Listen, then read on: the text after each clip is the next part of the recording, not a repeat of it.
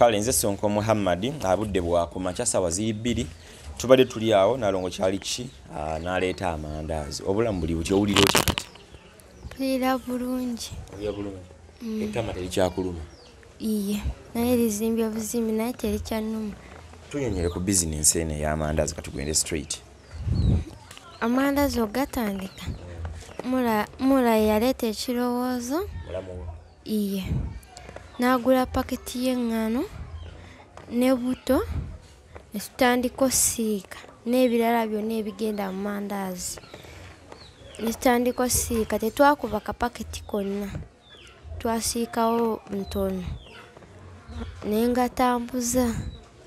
kati kwe kutandika ofunamu zino ssente ne tuwaako nandiroodi entonotono zetwali tuyinawo era tunoonya n'adala omugatambuliza bbanga ky'amandazi gano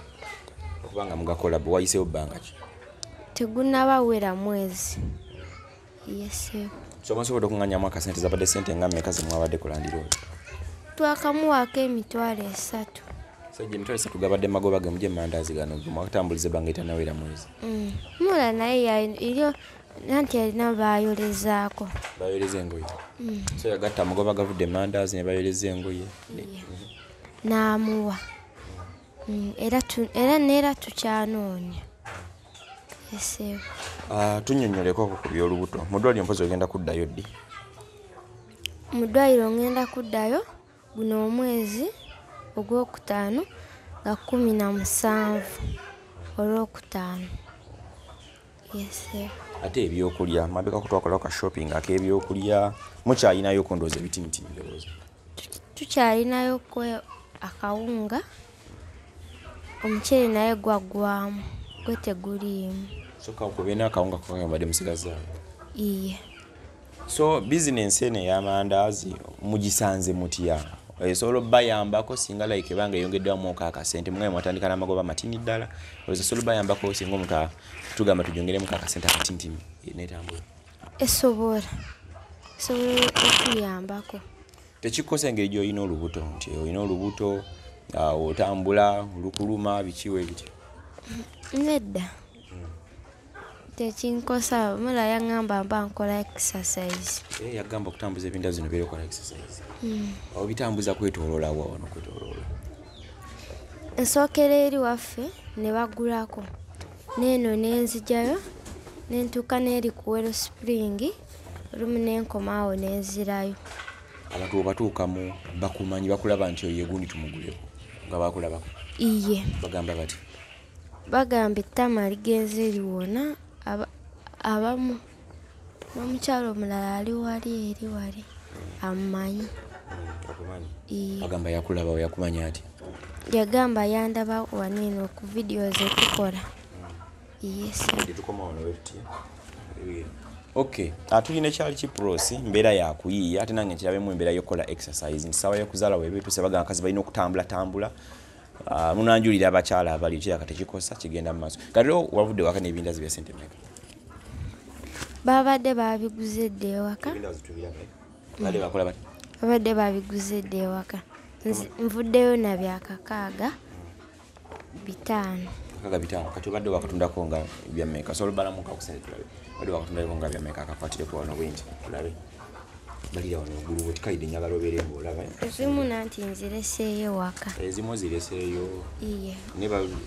binaatera okuggwamu zigadde mu bitonotono ezimu nzireseeyo waka kati zino nyina 15 naye ezimu nzireseeyo olowooza waliyo yataaze singa abaayo omuntu alaba oba kale newembanze anti nze bugomwawe erya Ssaalongo wataaze omuntu bakuyambeko batyokola nga bizinensi eno egenda mu maaso oba eno si gy'oyagala olina enjala gy'oyagala eno giyimu lwakuba muula yaleeta kino nedda naye basobola okukola ki okuginnyongereramu era ne tuweza kapito netubeera nga tukola kati kapito ozanga tufunye nga bammeka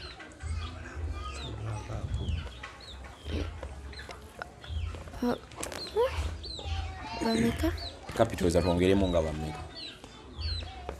nfuna mwongere okufuna okusingako wano sibitegeera bulungi naye mwera asinga obitegeera kubanga yeyagula Kale nze Sonko Muhammad nyongere bajukiza ntukola airport pickups tutambuza abantu okuva ku kisaawe Entebbe ebalaye paka ewake wamwe ku mulyango. You can contact us tutambula ffenna bulambalamba from the airport paka ewake wamwe ku mulyango. Temutuyisako mirimba naye bakomawo mu Uganda buli tuwagira obanga support nze ffe okufuna data ne transport bakodde embozi zifanagana ku ngazi neno twagala tubalage kye kigenda maaso eri side ya kyalichi mwana wa myaka 14 yakabasanyizibwa omusajja the so called Kachiga Ivan nabeera ate yamutika olubuto